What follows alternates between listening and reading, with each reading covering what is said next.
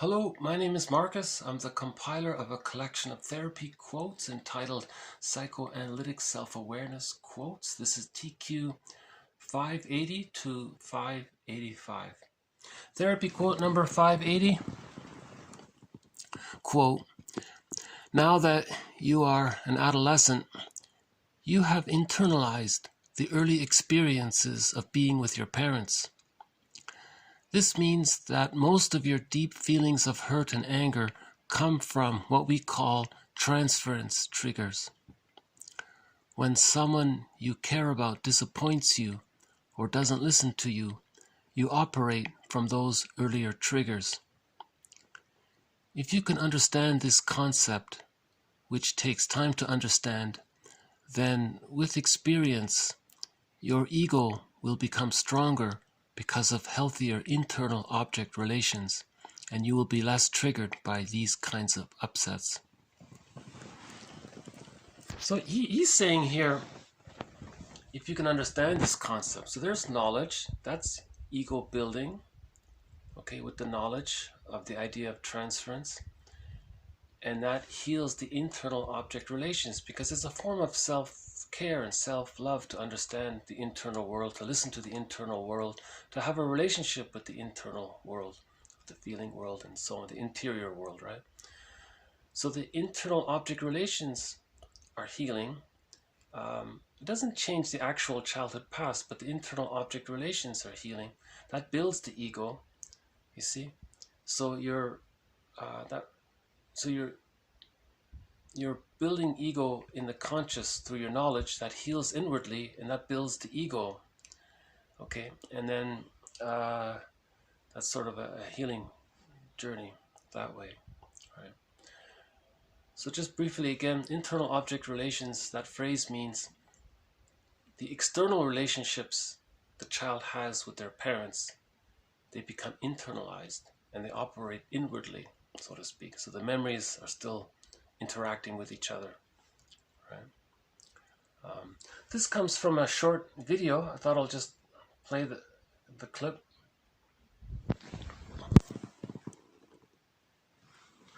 Now that you are an adolescent, you have internalized the early experiences of being with your parents. This means that most of your deep feelings of hurt and anger come from what we call transference triggers. When someone you care about disappoints you or doesn't listen to you, you operate from those earlier triggers.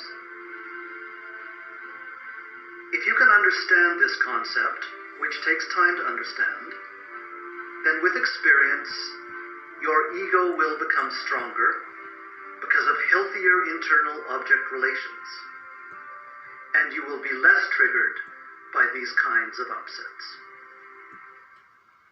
Okay, well, that makes sense.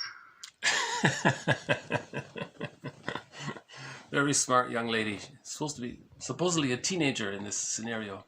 So she got the idea of transference. So there's the idea. If you get the idea of transference, you have that self-awareness. It's like you're taking care of yourself. You're having a relationship with yourself, and that heals the internal object relations because you're relating to yourself in a more observant, caring way than the child experienced to some degree, in some measure. That heals the internal object relations, and that repairs the ego and builds the ego and strengthens the ego. Remember, the ego gets damaged when the parents don't listen to the child or the parents are unavailable. Any kind of insecure attachment style damages the ego. Right? A secure attachment style will build the ego. Right? Transference, the idea of transference in general, TQ 581.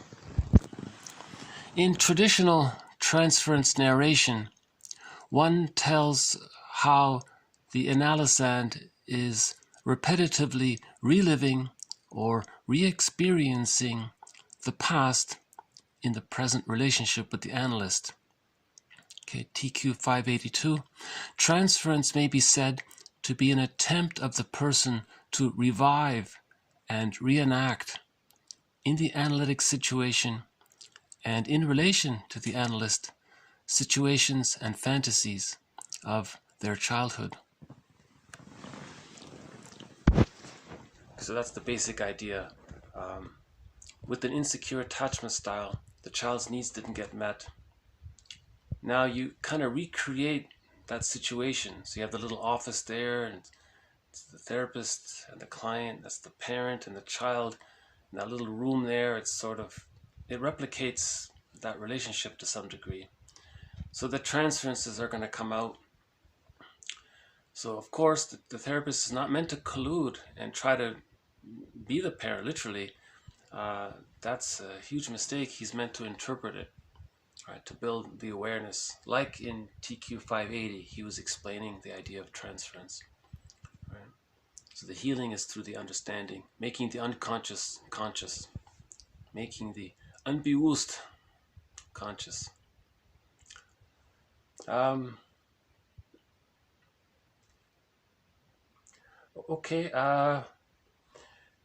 When there's an insecure attachment style, if the trauma takes place very early on, for example, during the stage of symbiosis from birth to 6 months. So remember, babies come out of the womb too early, and an extended womb is offered the baby from birth to 6 months. Okay, this extended womb is as important for the psychological birth to follow at the age of 3 as is the actual physical womb is for the biological birth. So it's an extended womb, because biological birth and psychological birth are different. So biological birth, we can see it happening, takes place in a moment.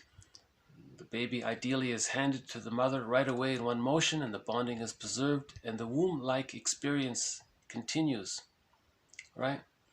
I think we may have a visitor here. Hold on, I'm not sure. Let's see. One of the crows. Which one is this one? He looks like one of the senior crows. Okay, I got a feeling he's just going to sit there for a while. So we'll come back to him. We'll come back to him later. I don't know why sometimes they just stand there for a while. The food's right in front of them, but they won't take it.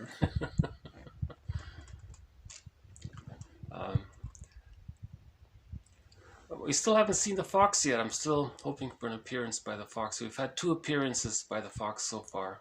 He's still around, so hopefully we'll get a 3rd appearance, maybe today. Okay,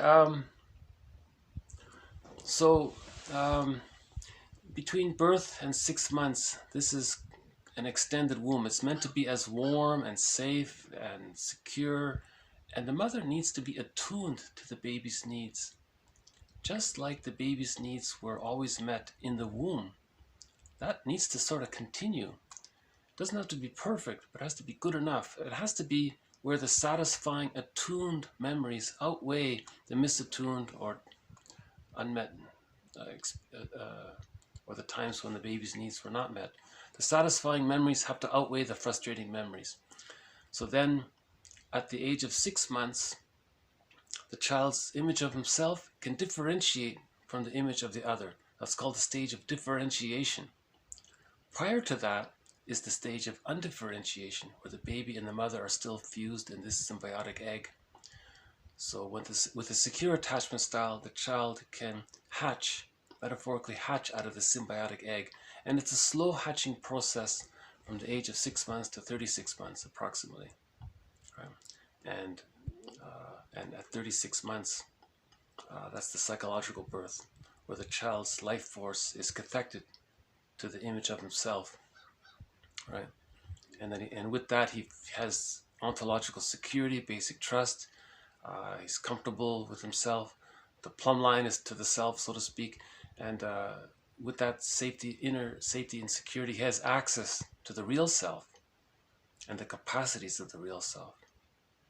So that symbiotic phase is very important. Let's say there's a trauma there between birth and 6 months during that symbiotic phase, okay, where the frustrating memories outweigh the satisfying memories, or the child was ejected, so to speak, prematurely from the symbiotic stage. So if there's some kind of trauma there, Bergler is calling it, just out of convenience in this book, the magic circle. So in TQ 583 refers to a transference by a client with arrested development or developmental trauma that occurred during those first 6 months, or let's say within the first year. If it's within the first 6 months, that's the hostile, provocative attachment style. If it's within the first year, generally, that can be the narcissistic pattern. Okay, so TQ 583 talks about the transference, the kinds of transference phenomena that can take place when a person has these earlier traumas. And he's pointing out that the therapist needs to be aware of what's going on. Okay, TQ 583. Clinical experience proves that it is really dangerous to be nice to some people. They immediately repay such treatment with some mean trick, whereas previously they showed only indifference. The explanation of this enigma is that the benefactor, by his kind deed, enters the magic circle, the negative symbiosis, enters the magic circle or the negative symbiosis of the client's neurotic repetition compulsion. The neurotic then uses him unconsciously as a hitching post for repetition of injustices allegedly experienced and seeks revenge on him. The fact that the accidental benefactor is not identical with the early disappointer and has himself caused no disappointment doesn't matter.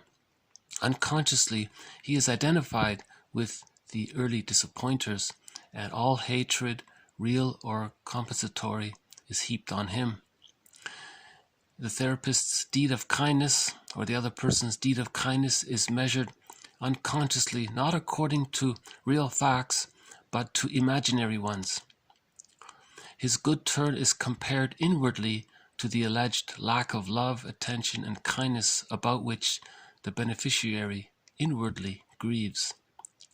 This debt is projected upon the benefactor, with the result that his deed becomes an infinitesimal part payment of an old debt.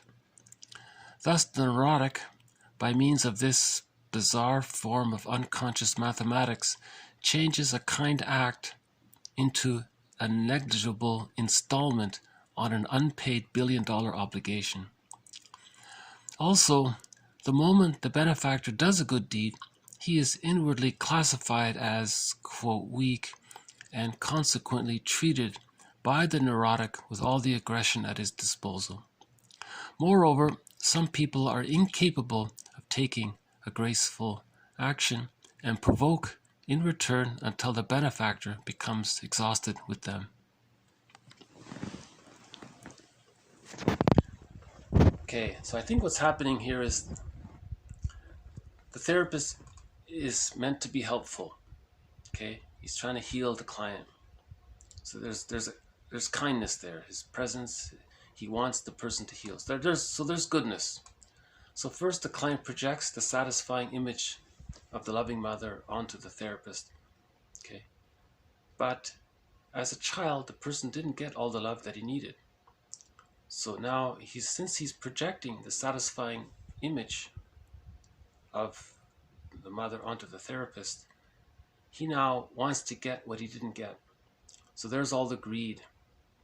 It's insatiable. You can never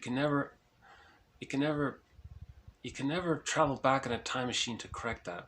So he'll be greedy. He wants all of the therapist's goodness, but at some point it reaches a limit. The greed. Okay, he'll be disappointed at some point. Okay, greed is never happy. Greed is never satiable. Greed is the repetition compulsion of trying to get the love you didn't get. And it increases kind of, because I think with greed, Melanie Klein says you're chasing the image of something you're chasing an image of all the maternal flow of inexhaustible goodness from the mother. And you're trying to get that in and internalize it. The baby desperately needed that. So greed comes from there, right? Okay, so now, when the greed runs out, the client's going to project the rejecting image of the mother onto the therapist. Now all of his anger, so that's the baby's anger at the mother, now the client is going to be angry at the therapist, as the baby was wanting to be angry with the mother. So now he's going to be hostile and say bad things and so on. Okay, and he's caught in a secondary delusion. The therapist is a benign person there to help him, but the client is acting towards him like that person is the parent when he was a baby. He's reliving that. Transference is reliving the childhood trauma. So he's reliving the childhood trauma at this point, right? So this goes on, and no matter how helpful or kind the therapist is, and he keeps offering good interpretations, and he's trying to be supportive and understanding and give empathy, and he's with them, they're going to work through this. The more he tries, this person's trauma is so severe, okay, at this stage of the treatment, let's say, it's so severe, because maybe it's early on, let's say, he's going to continue with his anger, thinking that whatever kindness or help the therapist is offering, that's infinitesimal part payment on $1 billion debt, he's saying, from the baby's point of view. Right, so the client thinks the therapist owns him $1 billion, unlimited amount of love. So it's not reality here. So he's living like the baby now. He's acting like the baby. He's a chronological adult, but he's acting emotionally and thinking emotionally, like feeling emotionally like the baby. So that's a kind of transference neurosis, sometimes it's called. It's a secondary delusion. He doesn't see what's happening. He's caught in the magic circle. That's the negative symbiosis, right? See, so that's why it's very hard on the therapist to hold that, right? Okay, and then finally, at some point, the client he's going to identify with the aggressor. Okay, he's going to project. Okay, he's saying here, quote, weak. What he means is the client's going to project his wounded inner child, his humiliated, wounded, shamed inner child onto the therapist. The client's going to identify with the aggressor and then do to the therapist what was done to him to communicate what happened. He's going to do to others what was done to him to communicate what happened. He identifies with the aggressor. That's really a desperate attempt by the baby to survive the anxiety of an abusive mother, an emotionally abusive mother. Right? He identifies with the aggressor and then does to others what was done to him. The positive intention is to communicate what happened. See, the psyche seeks wholeness, so he's meant to, the therapist offers an interpretation so that he can see his repetition compulsion. If he's just acting it out and he's not aware of it, it's Sisyphus. But if he's acting it out and then you pause and you're aware of it, like the therapist in TQ 580, you bring it to the person's attention. Now you're working towards healing the splits. The goal is to heal the splits, right? To integrate, to synthesize, psychosynthesis. We want to heal the splits, right? So that's step 3 in this case. And he'll keep doing it. If the therapist doesn't interpret this, the client will, like the person with the narcissistic pattern, express their hate and envy and greed onto the other person, devalue the other person. Okay. Finally, the other person gets exhausted with them or fed up with them. So the therapist would presumably quit. If he's an inexperienced therapist, doesn't understand all of this, he'll quit. Or refer to the client to someone else, let's say. He's too difficult, we'll say. That just means the therapist isn't knowledgeable enough, or he hasn't done his work enough, to understand it and offer the interpretations for it. Because if he can offer the interpretations of it, if he can explain that his hostile, provocative behavior is because he didn't get his symbiotic needs met, okay, that's helpful to know that. And so on. If you can understand transference, repetition, compulsion, that's helpful to know that. So that's building the ego. It takes time, and the client is always testing the therapist, and so finally the therapist has to confront such a person. Why would you come here to repeat your childhood trauma instead of healing? Why would you invest your time and energy to not heal, just to repeat what you're doing Does that make sense? You know, so maybe he'll try to question him and help him that way. You know? Okay, so this has been a little bit more on transference. And if the person has a very early developmental trauma of the narcissistic pattern or the hostile, provocative, insecure attachment style, a lot's going on. I think Bergler was trying to explain in general, if you're nice to someone, if you're nice to a person with if you're nice to a person with the narcissistic pattern, he'll look down on you because he's projected his wounded inner child onto the nice person. And he's doing to that person what was done to them. You see, in the person with a narcissistic pattern, I think this is where Schadenfreude comes from. Because think about it, if the person's life force is overly bonded to the rejecting image of the mother. So remember what Fairbairn said yesterday, the more rejecting the mother is, the more the baby needs the mother, the more the baby's going to bond to the mother, the rejecting mother. Okay, so the more the person's life force is attached to the rejecting image of the mother, remember they're fused, then the person identifies with the rejecting image of the mother. Now life force is pleasurable. Fairbairn says life force is object seeking. Bergler says life force is pleasurable. So his experience of the life force is by acting like the parent. So the parent is demeaning to others and he's getting pleasure from that. That's Schadenfreude. I think that's where Schadenfreude comes from. So he's envious and he puts others down, okay? And his life force is attached to the rejecting image of the mother, but he identified with the rejecting image of the mother. So it's a delusion there. And that's where Schadenfreude comes from, I think. I've offered two theories. This is my second version of it. Maybe in the future we'll have a video about Iago. Someone talked about Iago. He was filled with Schadenfreude, filled with envy and hate for everybody, and pitted people against themselves and took pleasure from that, and so on. That's a tough topic, this Schadenfreude one. That'll be another tough thread for the future.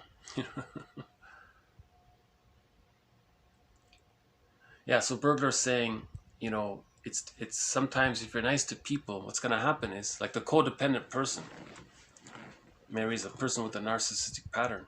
He doesn't realize it, but the person with the narcissistic pattern hates his partner. The codependent is not aware of it because he needs the attachment. He has to have an attachment, right? And that's all he found. And the person with the narcissistic pattern can present in a charming way. Hold on a sec. I think we got the crow back. Is that the same one?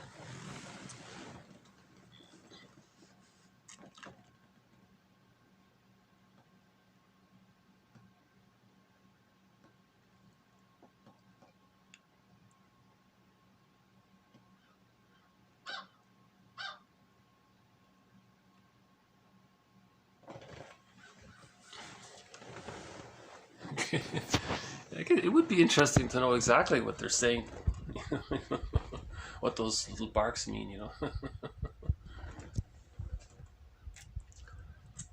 Okay,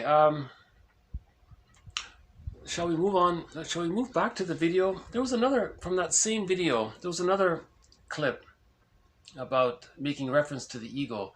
The therapist was saying, if the parents offer an insecure attachment style to the child, that damages the person's ego. The person doesn't want to be aware of the pain he's experiencing, so he can't perceive it, so that damages the ego. One person called it the ego becomes submerged or goes into denial. He doesn't want to know what's happening, you know. So I'll just play that clip as well.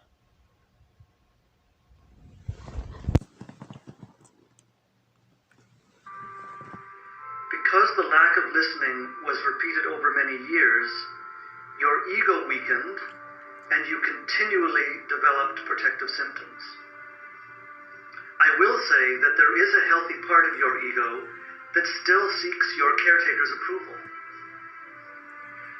Dora, all children need the support and approval from significant caretakers for their healthy development. Your coughing. Okay. So he was just explaining, if you're not aware, or if you're caught in the repetition compulsion and you're not aware of it, if you're not aware of your dysfunctional pattern, it means the ego is damaged. Why does the ego get damaged? See, he's saying, TQ584, because the lack of listening was repeated over many years, your ego weakened and you continually developed protective symptoms. Okay? So the parents didn't listen to the child. That weakened the ego. So there's more anxiety. Now the child has to develop more defense mechanisms. I will say that there is a healthy part of your ego that still seeks your caretaker's approval. Okay? So he's saying there that she still has hope. She hasn't totally become schizoidal. She's not schizoidal. She still wants an attachment with others. Dora, all children need the support and approval from their significant caretakers for their healthy development. Okay, so again, he's just explaining, helping her to understand why the ego got impaired. Therapy is about ego repair. When the parents are emotionally abusive or unavailable, that damages the ego. So part of therapy is ego repair, ego building, ego strengthening. Right? Then we can heal the internal object relations. And as he says here, that builds ego. And the more we build the ego, the more we can synthesize the different parts of ourselves. With trauma, there's soul fragmentation.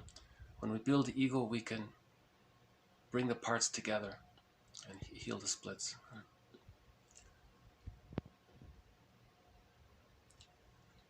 Okay, the chief aim of psychoanalytic treatment is TQ585.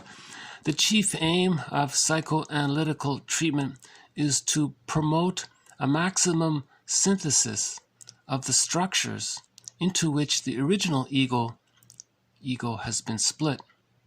Again, the chief aim of therapy is to promote a synthesis of the structures into which the original ego has been split.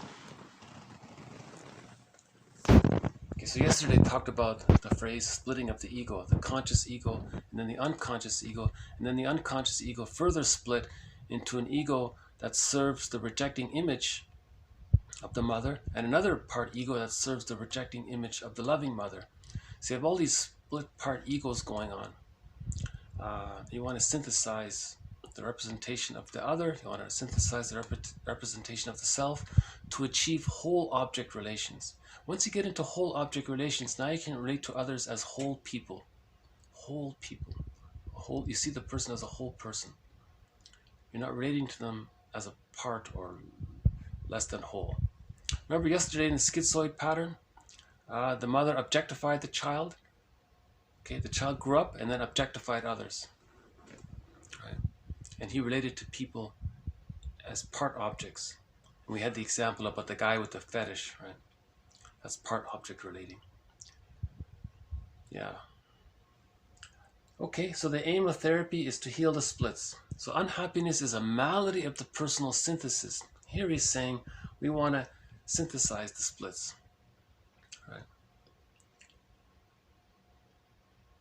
Okay, so we've had a little bit more about the concept of transference. Okay, projecting the interaction we had with our parents in childhood and then reliving it in the present.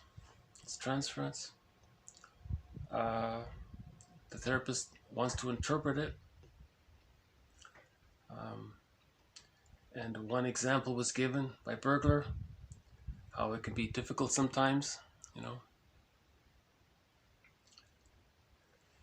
So let's maybe just, I noticed that video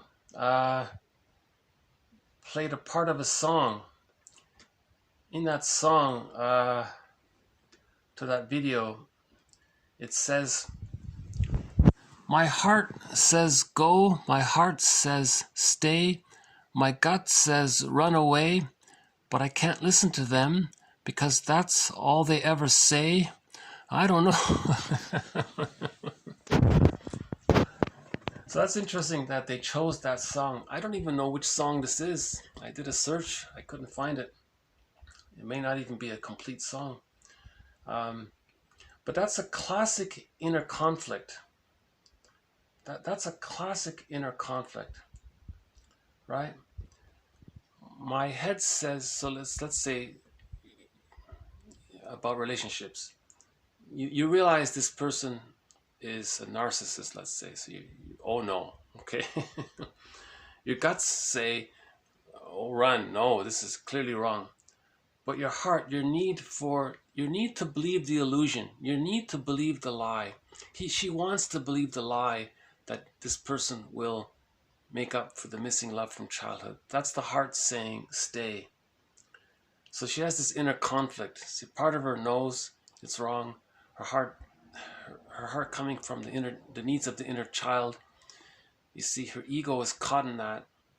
The ego can't digest all of that undigested hurt from the past. So it's still trying to get the childhood needs met. So what does she do? Okay, I thought that was a good introduction to this video, this song here. So I'll just see if I can play that song.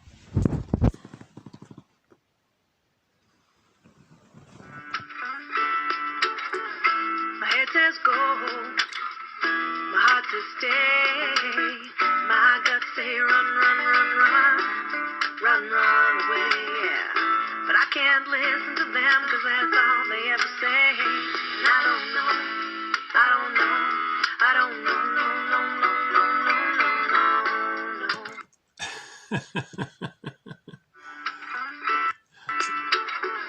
My head says go, my heart says stay, my guts say run, run, run, run, run, run away, yeah. But I can't listen to them because that's all they ever say. And I don't know, I don't know, I don't know, no, no, no, no, no, no.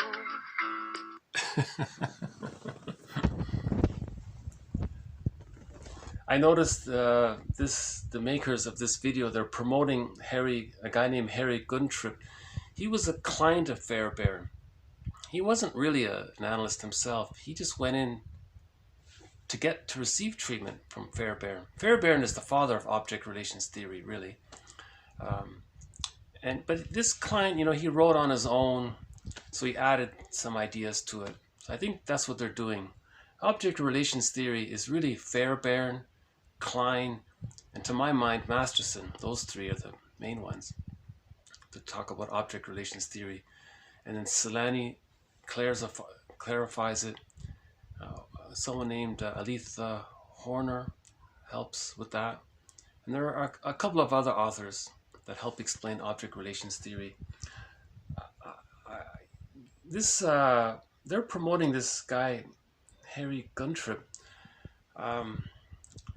That's a tough book to read. He's not really I don't know if later he became a trained therapist, but I don't know his full story, but it's very hard to read that book. He talks about the schizoid pattern. That's the toughest thread. I have to save that until later. I can't face that stuff. The people with the schizoid pattern, oh boy, their attachment, they've deactivated their attachment needs, so they don't really bond with others. They do it through fantasy, let's say. But they're filled with a lot of envy, hate, and revenge. Like, they're very angry. And there's different degrees of it. And the tree has many branches. So this topic of the schizoid pattern has a lot of different aspects to it. As mentioned yesterday, the Enneagram talks about the unhealthy 5. I think that's the quickest entry point in understanding the schizoid pattern. But anyways, I just was surprised that they would entitle this video by him, not by Fairbairn.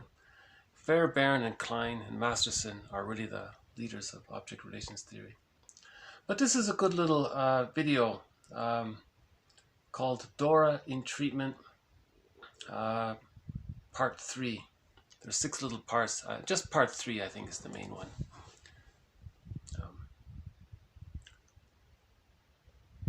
And in 2010, yeah, made over 10 years ago, 18,000 views. So it's got some recognition, right? Should we end on that song again? I'm looking for the whole song, but I can't find it. If anybody knows if there's what the name of the song is, please send me a message. Huh?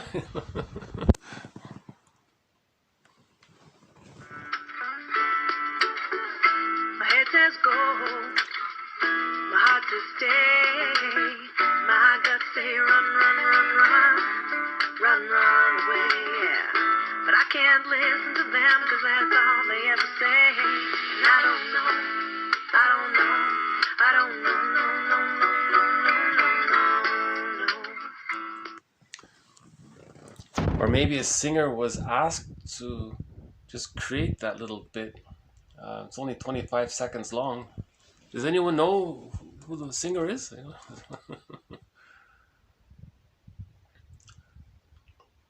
Okay, so I'll end it here. No Blue Jay today. Maybe when I shut this video on, the Blue Jay will the Blue Jay might appear. Those Blue Jays are smart, you know. Sometimes they give me little messages like, oh, never mind. Okay, so I'll end it here. Thank you very much. This has been TQ 580 to 585. More to follow on the topic of transference.